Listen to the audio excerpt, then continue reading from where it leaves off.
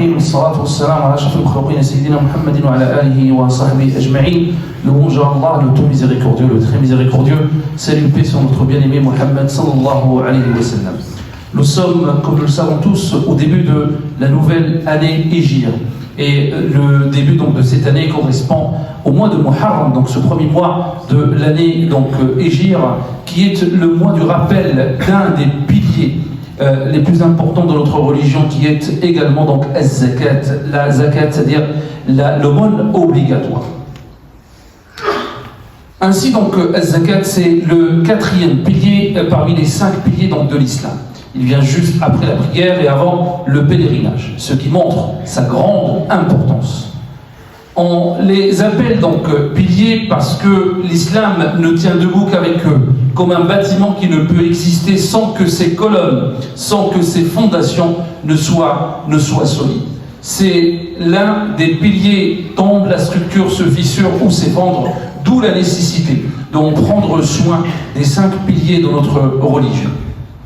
Ce qu'il faudrait savoir, donc, c'est qu'il y a donc quelques caractéristiques et réglementations en fait de la zakat qu'il faudrait donc respecter. C'est ce que nous allons donc essayer, donc notre imam donc a essayé donc de détailler tout au long de ce sermon.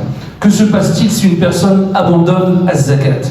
Une personne peut prier, jeûner, faire le pèlerinage, mais refuser donc la zakat, l'aumône obligatoire, disant c'est mon argent, je l'ai gagné, je ne le donne à personne. Mais le prophète sallallahu alayhi wa sallam nous rappelle dans le hadith, celui qui refuse de donner la zakat sera bien évidemment donc châtié par Allah subhanahu wa ta'ala. Donc vigilance sur ce point. Pourquoi rappeler la zakat au mois de Muharram? Parce que le mois de Muharram est le premier mois de l'année donc hijrienne, comme nous avons dit. C'est le moment où l'on calcule l'écoulement d'une année lunaire complète appelée Al-Hawl. Ce terme est très important et gardons-le en tête. Al-Hawl, c'est le fait de désigner en fait une année complète, une année donc hijr complète. Al-Hawl.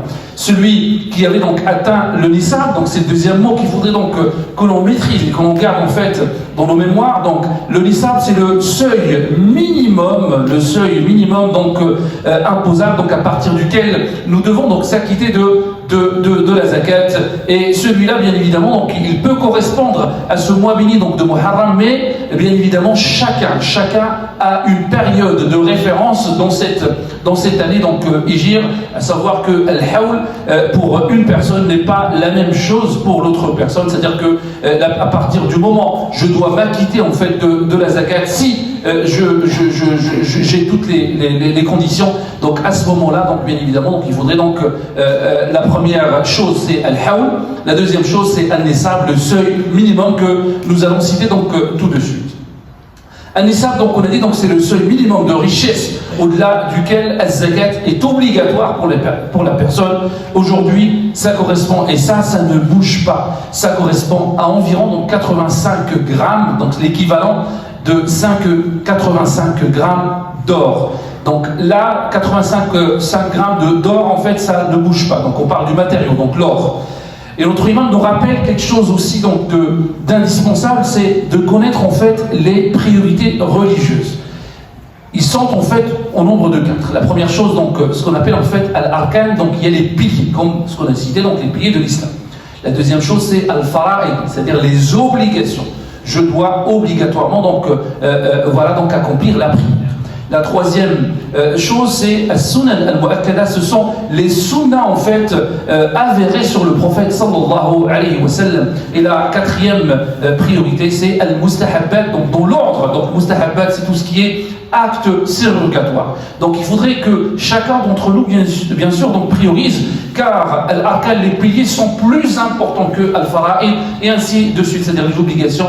Et les obligations, bien sûr, c'est quelque chose d'obligatoire, donc c'est au-dessus dans ce classement de ce qui est donc sunna, donc un rite du prophète sallallahu alayhi wa sallam ou d'un acte surrogatoire. Donc al-nisab, donc c'est l'équivalent de 85 grammes d'or, et comme on le sait, donc il y a le cours de l'or qui bouge donc à chaque fois. Al-Hawl, comme on l'a dit, donc c'est l'écoulement d'une année lunaire complète sur ce bien. C'est-à-dire j'ai 85 grammes, donc il y a une année complète qui est passée et j'ai gardé en fait cette valeur-là. Donc à ce moment-là, donc la zakat devient obligatoire sur moi.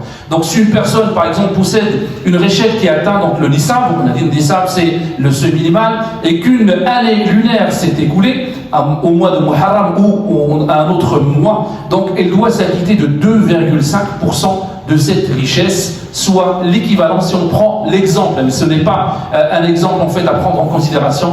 Donc s'il s'agit de 1000 euros par exemple pour le seuil minimal, donc alors donc la personne doit s'acquitter de 25 euros. À rappeler également, et ça c'est quelque chose de très important sur lequel notre imam donc a insisté, rappeler également aux jeunes, comme donc nos enfants, notre progéniture, comme on leur rappelle en fait l'importance de la prière qui est donc un pilier de l'islam. Notre imam rappelle que la prière est toujours associée, ou plutôt la zakat est toujours associée donc à la prière, donc deux piliers très importants dans notre religion.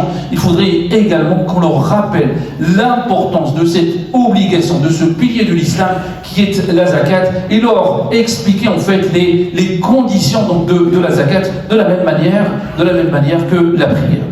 À savoir également qu'il faudrait aussi donc effacer cette use et coutume que certains pensent que la zakat, c'est-à-dire l'aumône obligatoire, on doit s'en acquitter en fait uniquement une seule fois dans sa vie. Ce qui est complètement faux. Sachez que la zakat, l'aumône obligatoire, est une obligation à chaque fois où les conditions citées donc se réunissent, c'est-à-dire al-nisab et al-hawl, c'est-à-dire que si j'ai donc l'équivalent de 85% de 85 grammes d'or et l'année donc à tourner donc autour, donc là je deviens bien évidemment une personne qui doit s'acquitter de la zakat. La zakat ne doit pas être donnée aux riches, aux ascendants, aux descendants directs, aux parents, c'est-à-dire et enfants nés à l'épouse, car leur entretien nous incombe déjà.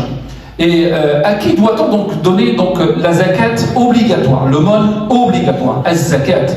Allah subhanahu wa ta'ala nous rappelle dans Surat At-Tawbah, verset 60, les aumônes ne sont destinées qu'aux pauvres, aux nécessiteux.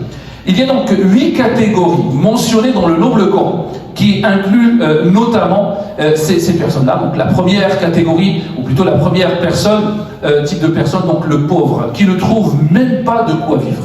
La deuxième catégorie, ce sont les nécessiteux, c'est-à-dire les misérables, qui a un peu, c'est-à-dire qu'il possède en fait quelque peu, mais pas assez pour vivre. Donc il est en survie.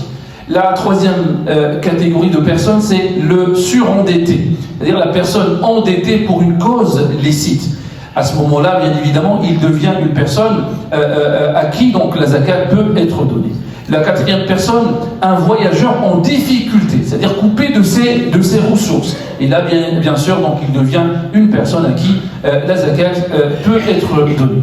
Et la cinquième catégorie, c'est les collecteurs de la zakat, ceux qui travaillent pour la collecter et la redistribuer donc par la suite à ces personnes-là. Donc, gardons en tête, il y a 8 catégories de personnes mentionnées dans le Coran, mais bien sûr, revenons à chaque fois à nos savants pour en connaître en fait, voilà, donc plus, et savoir quelles sont les règles pour s'acquitter en fait de la zakat et à qui la donner. Et parfois, donc, les situations particulières peuvent avoir quelques solutions particulières, mais revenons aux personnes qui maîtrisent en fait les sciences religieuses. La zakat, comme on a dit, donc, ne doit pas être donnée donc, aux ascendants ni aux descendants. À savoir que c'est un sujet très important pour chaque musulman et chaque musulman, et nous implorons Allah subhanahu wa ta'ala qu'il purifie nos biens par la zakat, qu'il délivre nos cœurs de l'avarice et qu'il nous enrichit de ce qui est licite et nous éloigne de tout ce qui est illicite. Walhamdulillahi rabbil alamin.